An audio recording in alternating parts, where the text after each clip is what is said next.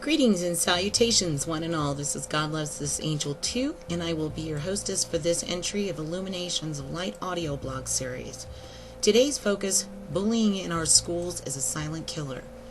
I would like to begin a discussion on a very serious and growing problem with our young people today: suicide, PTSD, bullying in our schools. There's a lot of news in the headlines of late, how many people are flipping out for a multitude of reasons.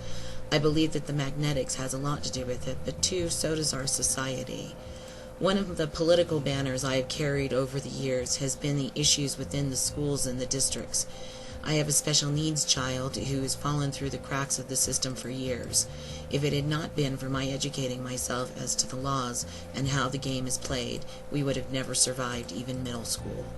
I find it interesting that Mr. Obama is on the same track with the idea of too many of our children are dropping out of school, and in extreme cases, out of life totally. Teen suicide rates are up to an all-time high right now.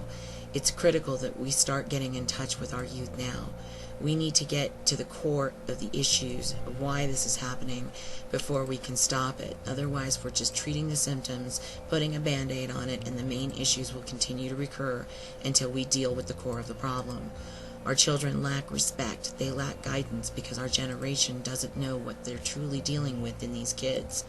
How can we ask our children to display respect when most adults do not even treat each other with respect?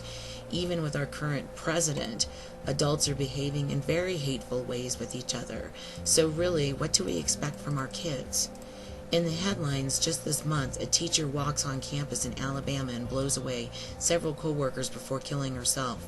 A math teacher in Littleton, Colorado has to tackle a man 35 years old walking around campus with a gun just last week. Boulder High, 2 weeks ago, has to evacuate the school because there's a bomb threat. And a child in Massachusetts kills himself behind bullying, and all of this after the Columbine children brought to our attention the need for reform within our schools with regard to this issue. Ladies and gentlemen, our schools and our children are not safe. Budget cuts and school closures have increased classroom size, decreased funds for specialized schools and programs for these kids who do not fit into the mainstream, who do not fit into their little square boxes. These are the troubled kids, the ones who cannot seem to find their niche or their place in life. And them and their parents turn to the school systems and mental health systems and social service systems for help, and there's none there. My own personal battle with a variety of school districts has got me hot under the collar about this issue of bullying in the schools. I'm currently in that battle with my son and I versus the school district over these very issues. Indigo children, which most of the younger generation is, are here to tear down the systems and make way for the crystals and the rainbows to repair and rebuild. Indigos are not about repair at all.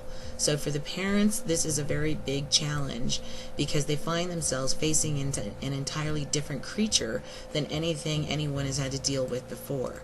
These kids are gifted and smart, yet lazy and mouthy, and oftentimes they are more angry and moody than the children of past generation because of their wiring. They come in with different frequencies that will be more conducive in the future, and those frequencies of the tearing down. So they lack motivation except for video games and rebelling against the machine, so to speak. Yet they have their own unique ways of getting the system to change its ways. Slow process, but effective. So what we find is a new wave getting labeled ADD, ADHD, bipolar, depressed, and we're suppressing their natural talents, drugging them with Ritalin and other drugs. Really, what is happening with most of them is that they're sensitive, empathic. They come into this reality in this density, and they don't know how to deal with it. Their body, the whole body idea, they're not used to. And they see chaos all around, and they want to tear it down and make it better, because most of these young beings come from other universes and planets, and they've never been to 3D Earth. They struggle to fit into their new environment, into their families, and they learn differently than the children of the past. They require a more visual and tangible way of learning. The problem with this is the schools have not changed their curriculum for teaching in over 60 years. This is why our children are failing, because the system is failing to keep up with our kids. These children suffer the trauma of being human. They suffer because they are singled out in social arenas at school and home, and they feel that they're out of place. They're teased brutally and endlessly, and as a result, they oftentimes develop PTSD symptoms, and they either get reactive or they go the other direction and completely shut down. These children are the These are the children, the ones with no voice in this world. I, for one, have done my best to be a very active voice for them and bring to light this issue, which is a very dark matter. Our children are committing suicide. They're having intimate relations and doing drugs and alcohol and getting addicted to violence and porn as a result of their exposures to the net and computers and iPods, and as a result of needing to cover up the damages that occur from the bullying, and also in the exposure that how society deals with them. This stuff is much more open than it ever was. They do not respond to the do as I say, not as I do discipline. We must be the example for these children in life. Most of the reaction these kids show are things that if the situation happened to an adult, we would react much the same way. But because they're kids, it doesn't apply to them? Really, how does that work? We say respect is earned, but are we earning the respect by behaving in ugly ways? Part of this shift is understanding that there's no separation. This includes kids and adults, and yes, it's our job to guide them and teach them, but it's not theirs to be our slaves at home and doing all the work or beating them into submission, as many parents have been trained by their own upbringing, but to treat them as many people and many adults because that's the way we want to be treated. They're exposed to very adult things at a very young age. So to go with the old way of doing things is doing a disservice to our youth and not preparing them for the real world.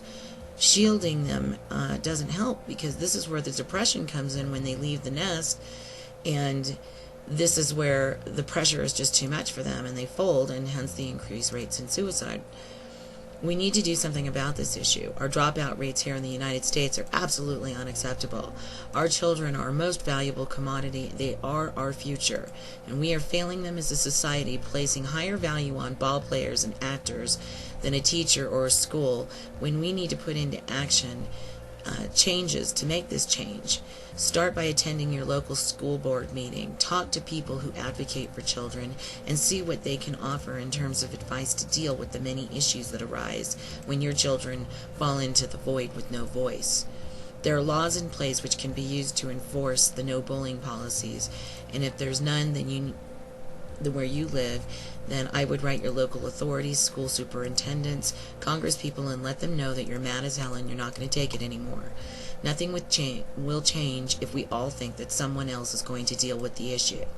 I have for years wanted to form a coalition of parents, teachers, and students to create their own lobbying group to start making some political noise about this issue. I encourage you all to start that in your local community. Not all kids are wired the same. We have to make a way to accommodate for all children, not just the 80% majority. No child should be left behind. On this point, Mr. Bush and I agree. Change begins at home. Start making some noise. Contact local authorities and news places that when you hear about these injustices in your own area, in your districts with these kids, the children and parents feel like it's them against the world, and they're learning quickly that the system is in need of change. So to you, my audience, please get involved in this. Get active and find out what your kids are dealing with at school. When we were 10, our biggest concerns was which bike or doll to play with. Today, our kids deal with guns at school, gangs, drugs, sexting, and by the time that they're in 4th or 5th grade now. So look at their texts and look at their emails and IM conversations while they play games on the computer. Get nosy. Be proactive in preparing your kids, because it starts much sooner than you would ever imagine. If your child is suffering from bullying, contact your local truancy officers and court officials and ask what can be done to cease the issues if you're not getting cooperation from the school.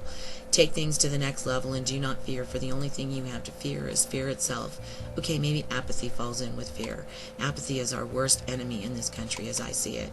I will revisit this issue further later on down the line, sharing with you some of the issues I have talked to run in with regard to this, and my own personal experience. Until then, next time, peace, love, and light. Until next time, blessings.